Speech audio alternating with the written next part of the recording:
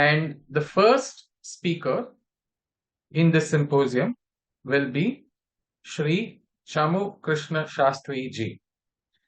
He is the chairman of the Bharatiya Bhasha Samiti. A few words about him. He is a renowned educationist who has been working continuously for the promotion of Indian languages. His early works were promoting the Sanskrit language, developing modern pedagogical techniques to enhance Sanskrit communicational skills, and making Sanskrit a vibrant communicative language. He received the Padma Shri Award from Government of India in 2017 for his lifelong contributions to the nation. He has rendered his service as a senior consultant in languages at MHRD. He has also served as a member of various committees of the Central Sanskrit Board, National Manuscript Mission, NCERT, CBSE, UGC, etc. He was instrumental in the year 2000-2001 being celebrated as a Sanskrit year, a program of MHRD which gave momentum to the Sanskrit popularization activities. He immensely contributed to the vision and roadmap for the development of Sanskrit 10-year perspective plan in MHRD. He has also worked with various state governments to promote Sanskrit and quality improvement in Sanskrit education. I now welcome Chamu Krishna Shastry ji to speak about the vision of Bharatiya Bhasha Samiti. Over to you, Chamu.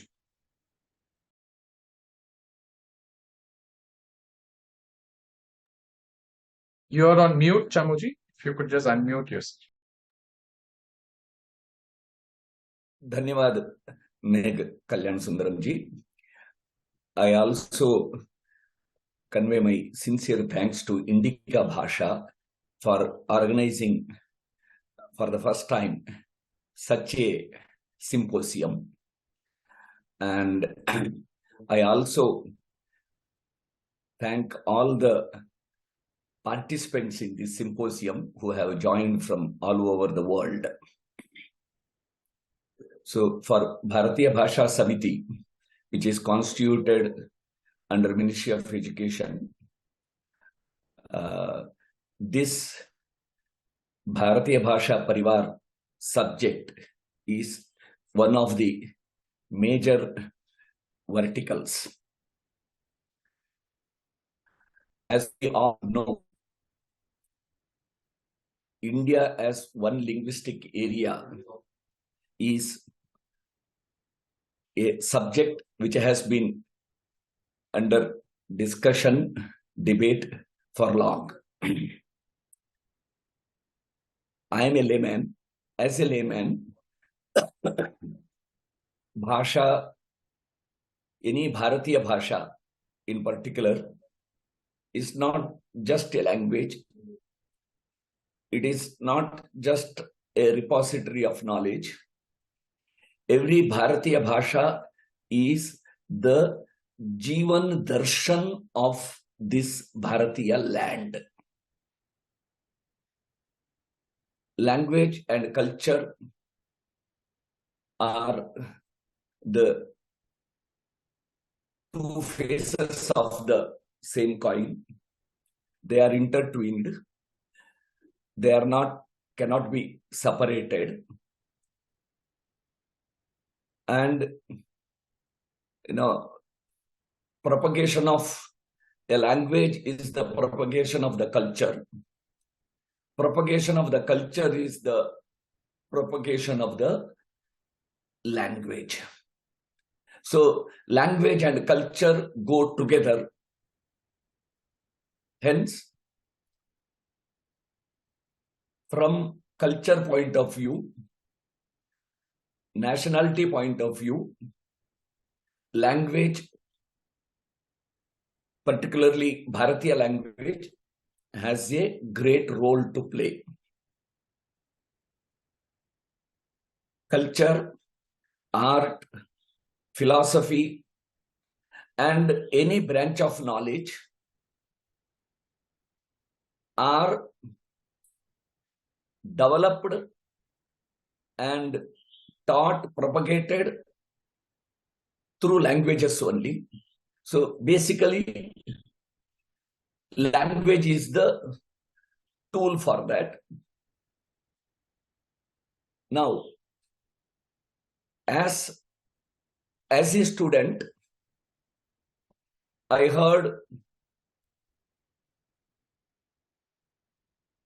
read that there are many branches of language families. The next speakers will dwell on it. I'm not going to speak on that. But as a Bharatiya Nagarika, I never felt comfortable that we are so divided. We came from a land outside to this land.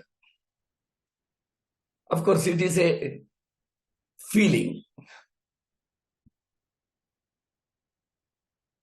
But, we always felt that language is to bring people nearer. Language is the vehicle of harmony and ekatmata. Languages are to unite the people, not to divide the societies. So I look always from this point of view. And that has been the culture of this land also. Before, as I understand, before Britishers came here, there was no, and before this language families were either constructed or taught. I'm not saying anything, but before this language families, the thought of very language families came to India, I think there was no language clashes in the societies based on languages. No, post independence or during British period and post British period, all these language clashes erupted. Now the situation is such that for last 2-3 times India was divided on the basis of languages. First division was these different language families. Second division of the country was linguistic reorganization of the country.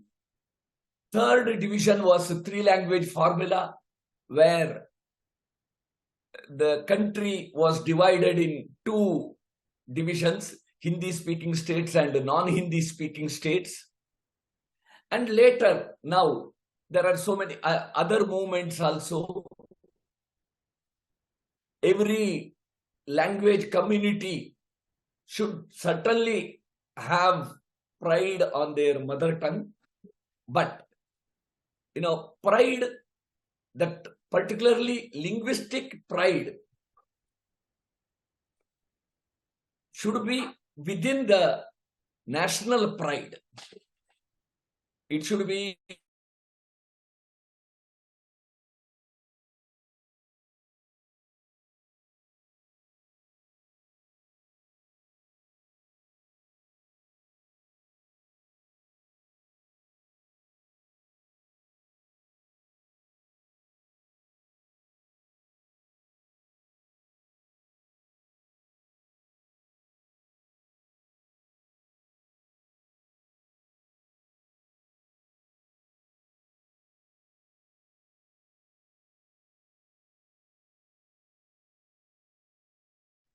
Uh, Chamuji, I'm not able to hear your audio now.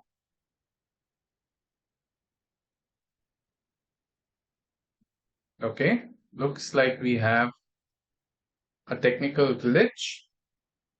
Perhaps Chamuji will rejoin again. We'll just allow for a minute to that. In the meanwhile, Kotigaru, can you hear me?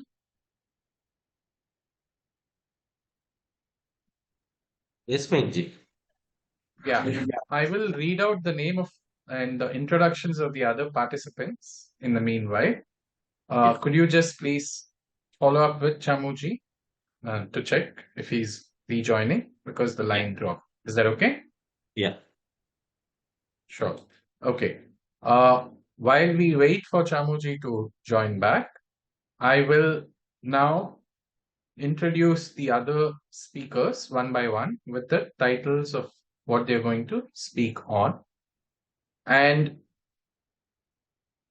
just a few words before that, the objective of this seminar, of this symposium actually, is for people to get a sense of the perspectives of the scholars who have been invited today to speak. Okay, Chamuji has rejoined. Are you able to hear me, Chamuji?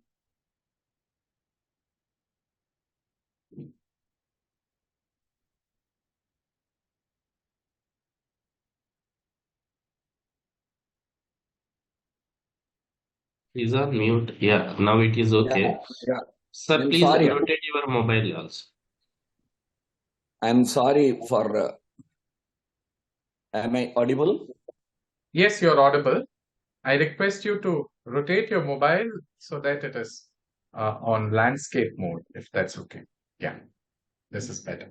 You were saying that linguistic pride is important, but it should be part of national pride, and that's where we lost you. Please continue. Yeah. So we talk about diversities, linguistic diversity in particular. So we should actually, diversity in unity is paramount. Diversity is the beauty, unity is the strength. So beauty of the diversity can be sustained only by the strength of the unity. Hence, unity is the paramount thing.